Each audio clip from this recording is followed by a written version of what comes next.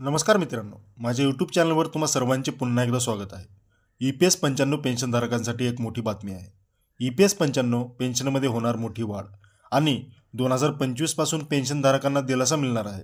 चला तर मग या महत्त्वाच्या अपडेटविषयी सविस्तर जाणून घेऊया.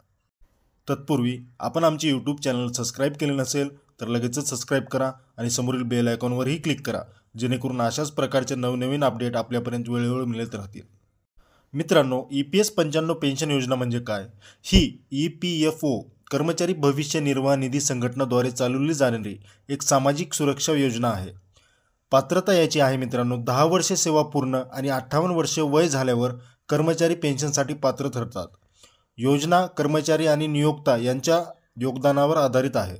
2025 पासून लागू होणारी नवीन प्रणाली CPPS म्हणजे centralize pension payment system pension वेळेवर मिळवणे अधिक सोयीस्कर होणार आहे. यासाठी मित्रांनो, देशभरातील कोणत्याही बँक शाखेतून आपल्याला आता पैसे काढता येणार आहेत. निवृत्तीनंतर कोणत्याही प्रकारच्या कागदपत्राची गरज भासणार नाही. याचे फायदे काय होणार आहेत मित्रांनो? झटपट पेन्शन तुम्हाला भेटणार. 78 लाख EPS पेन्शनधारकांना थेट फायदा होईल. पेन्शनधारकांसाठी त्यांची पेन्शनची प्रक्रिया अगदी सुलभ आणि पारदर्शक होणार आहे. भारतीय मजदूर संघटनेने किमान पेन्शन 5,000 रुपये करण्याची मागणी केली आहे. पेन्शन VDAशी जोडण्याचा प्रस्ताव विचाराधीन आहे. अंदाजे 65 लाख पेन्शनधारकांना या प्रस्तावाचा थेट फायदा होईल. तर मित्रांनो, या बदलामुळे होणारे फायदे काय काय आहेत?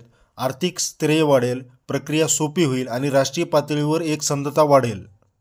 ही माहिती तुम्हाला उपयोगी वाटली असेल तर आमच्या व्हिडिओला लाईक करा मित्रांनो, आणि तुमची प्रतिक्रिया कमेंटमध्ये सांगायला विसरू नका. धन्यवाद. जय महाराष्ट्र.